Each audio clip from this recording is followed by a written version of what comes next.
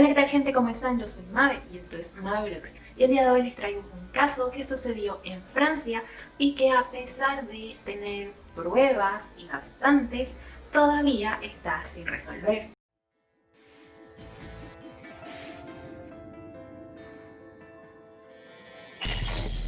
En 1981, Jean-Marie Villemin, un hombre de 23 años, fue ascendido en su trabajo a capataz en una fábrica de componentes automovilísticos. Por ello, decidió que su esposa, Christine, y su bebé de unos cuantos meses, Gregory, merecían una casa hermosa para mejorar su calidad de vida. Pidió un préstamo y se construyó un chalet en Le Pinche-sur-Boulogne, junto al río Boulogne. Jean-Marie se sentía optimista, pero su prosperidad comenzó a mortificar a sus tíos, a sus primos y a sus cuñados. Estos le exigían que se mantuviera dentro del sindicato CGT, que era al cual todo o toda la familia pertenecía, pero Jean-Marie se negó, pues ya había tenido problemas con ellos. En su anterior trabajo, Jean-Marie participó de una huelga y por participar de la huelga lo despidieron. Y este sindicato no abogó a favor de él. Uno de sus cuñados, Marcel Jacob, militante comunista y delegado sindical, le retiró el saludo. Desde septiembre de 1981 hasta octubre de 1984, Jean-Marie Villemin, Christine Villemin, que eran padres de Gregory, y los abuelos de Gregory también, Albert y Monique Villemin, comenzaron a recibir ciertas cartas amenazantes. Todas eran anónimas y también llamadas telefónicas de un hombre amenazando con vengarse de Jean-Marie. Un día le rompieron una ventana de su casa, en otra oportunidad le pincharon las llantas del auto de Jean-Marie y así seguían recibiendo constantemente amenazas. El 16 de octubre de 1984, un día martes, Christine Villemin salió a las 5 de su trabajo en una fábrica textil, recogió a su hijo Gregory de la guardería y se fue a su casa. Al llegar, Christine se puso a planchar y dejó a Gregory en el jardín jugando con un montón de arena. Poco tiempo después, Christine salió a buscar a Gregory, pero ya no lo encontró en el jardín. Comenzó a buscarlo, ya sin éxito, y denunció inmediatamente su desaparición a la policía. A las 5:30, el tío de Gregory, Michael Villemin, informó a la familia de que había recibido una llamada anónima. Era una voz masculina, distorsionada, y le decía: te llamo a ti porque al lado, en casa de Jean-Marie y Christine, no responden. Me he vengado del jefe y he secuestrado a su hijo. Lo he estrangulado y lo he arrojado al Boulogne. Su madre lo busca, pero no lo encontrará. Mi venganza está cumplida. A las 9 de la noche, el cuerpo del pequeño Gregory fue encontrado por oficiales de policía y efectivamente estaba a las orillas del río al noreste de Francia, a unos 7 kilómetros de su casa, con las manos y con los pies atados con una cuerda y un sombrero de lana tirado sobre su cara. El 17 de octubre, los Villemin recibieron una carta anónima que decía: espero que mueras de dolor, jefe. Tu dinero no podrá devolverte a tu hijo. Aquí está mi venganza, estúpido. La carta había sido introducida a un buzón de correos del Le Pinche aproximadamente entre las 4:15 a las 5:20 de la tarde del día del crimen, es decir, el día anterior al que llegó, y muchas horas antes de que se encontrara al pequeño Gregory. Cuando la prensa se enteró de esto y también de que los Villemin habían estado recibiendo cartas y llamadas telefónicas de un autor anónimo, la prensa lo apodó como Le Corbeau o El Cuervo. El caso quedó en manos del juez Jean-Michel Lambert, de 32 años, que era joven, novato y se encontraba abrumado de tanto trabajo. Era el único juez de la prefectura de los Vosgos. Lambert hizo una instrucción que dejó mucho que desear.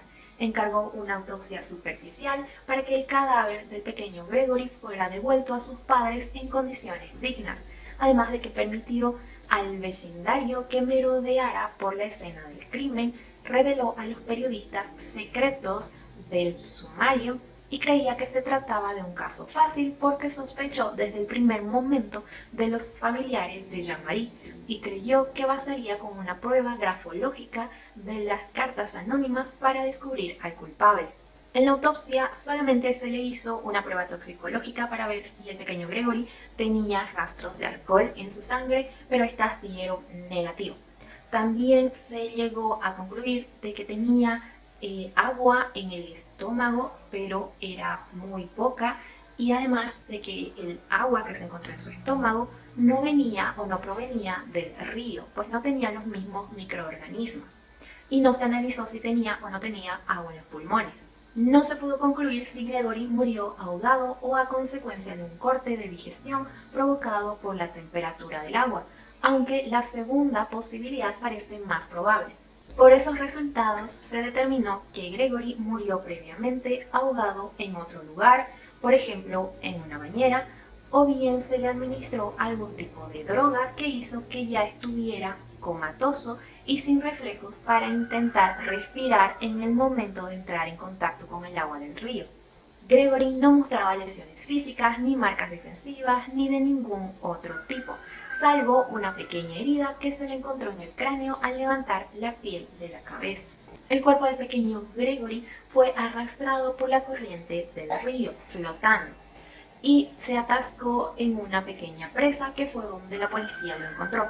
Por ello también la policía no pudo determinar en qué punto exacto de la trayectoria del río el pequeño Gregory fue arrojado. Además de que sus investigaciones se basaron más en encontrar a el cuerpo. Bernard Larouche, primo de Jean-Marie Villamin, fue implicado en el asesinato por expertos en escritura y por una declaración de su cuñada, Muriel Volé, de 15 años. Afirmó que Bernard y su hijo mayor la recogieron de la escuela en coche y luego fueron hasta la casa de los Guillermin. Recogieron un niño y condujeron hasta las orillas del río.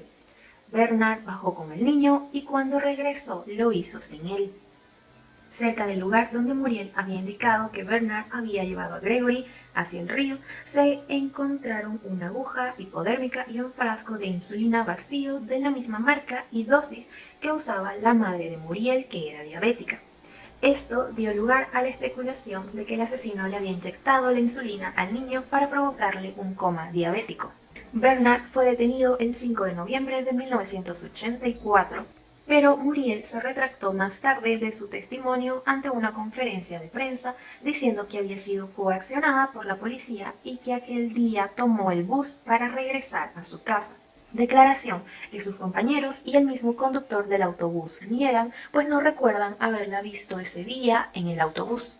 La coartada de Bernard para las horas en las que se había cometido el crimen era confusa. De hecho, lo eran todas las actividades que él dijo que hizo ese día, desde que se levantó a las 12 del mediodía, pues se encontraba trabajando en el turno nocturno de su empresa, hasta las 7 de la tarde, la hora en la que se produjo el crimen. Tenía como un vacío en todas sus actividades.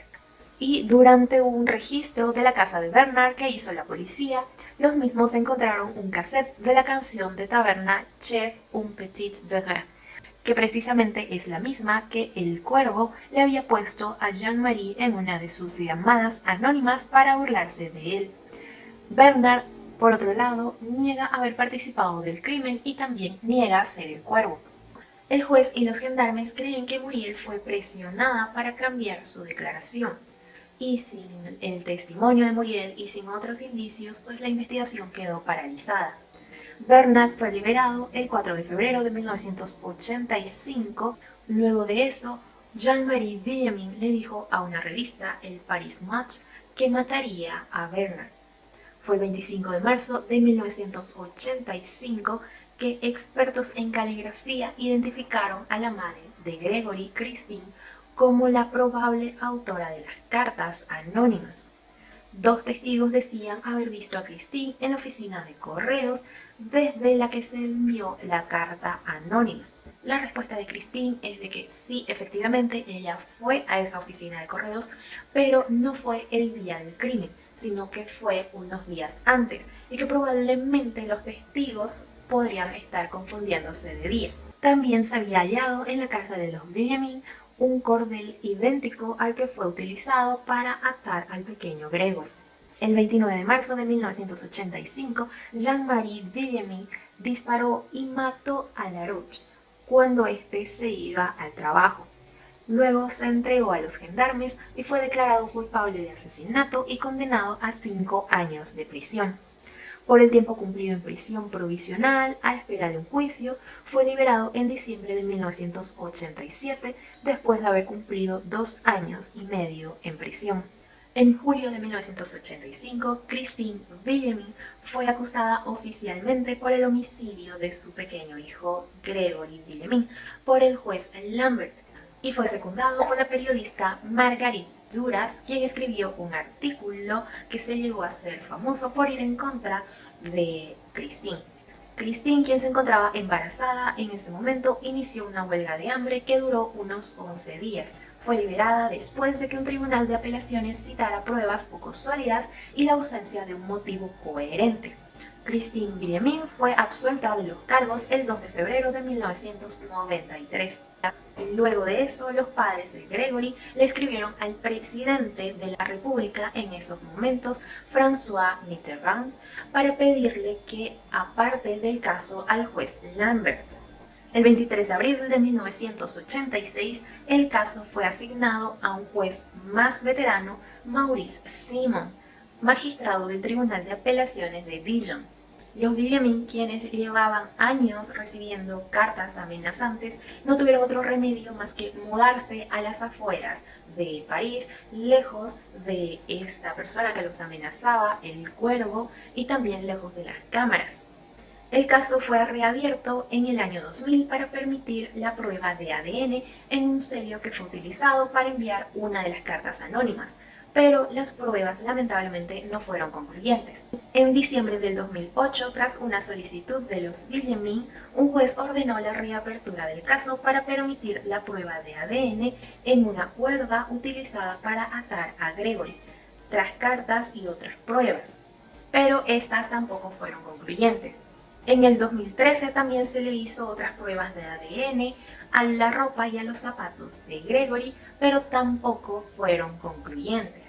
Marie-Ange Laroche, viuda de Bernard, recibió 30.498 euros.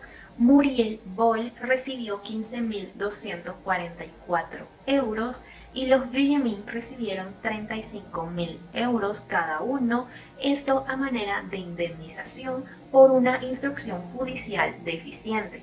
Poco a poco, los franceses fueron olvidando el caso del pequeño Gregory, hasta mayo del 2017, cuando en el registro de la Iglesia Católica de Le Pench-sur se halló una antigua inscripción manuscrita que decía: fue Bernard L. quien mató a Gregory, yo estaba con él. La firma era de Muriel y llevaba la fecha del 13 de mayo del 2008. La policía reabrió discretamente el caso y recurrió a un programa informático para cruzar los datos y detectar posibles incoherencias en el caso. El 14 de junio del 2017, sobre la base de estas nuevas pruebas, se detuvo a 3 personas: la tía de Gregory, Jacqueline Jacob, y el tío abuelo, Marcel Jacob, así también como la tía Ginette, viuda de Michael, que murió en el 2010. Ginette fue puesta en libertad, mientras que Jacqueline y Marcel invocaron su derecho a guardar silencio. El 29 de junio, Muriel también fue arrestada y estuvo detenida durante 36 días antes de ser liberada, al igual que los demás detenidos. Un primo de Muriel dijo haber asistido en 1984 a una terrible reunión familiar en la que los padres y los tíos de Muriel la golpearon y dejaron hasta conseguir que se retractara de su acusación contra Bernard. Muriel, por su parte, lo negó absolutamente todo. El 11 de julio del 2007, el juez encargado de la primera investigación, Jean-Michel Lambert, se suicidó, abrumado de frustración y de rabia. Lambert dejó varias cartas, entre ellas una dirigida a su amigo Christophe Godin, periodista del diario L'Est Républicain. Proclamaba su certeza sobre la inocencia de Bernard Laroche y también dejó escrito: no se conocerá jamás la verdad. En el 2018, Muriel publicó su libro que hablaba de su participación en el caso. Se llama Romper el silencio, y en esta mantenía la inocencia de Bernard y la suya propia, diciendo que la policía la coaccionó a dar esas declaraciones. A pesar de todos estos años, Muriel sigue recibiendo cartas anónimas que le piden que diga la verdad.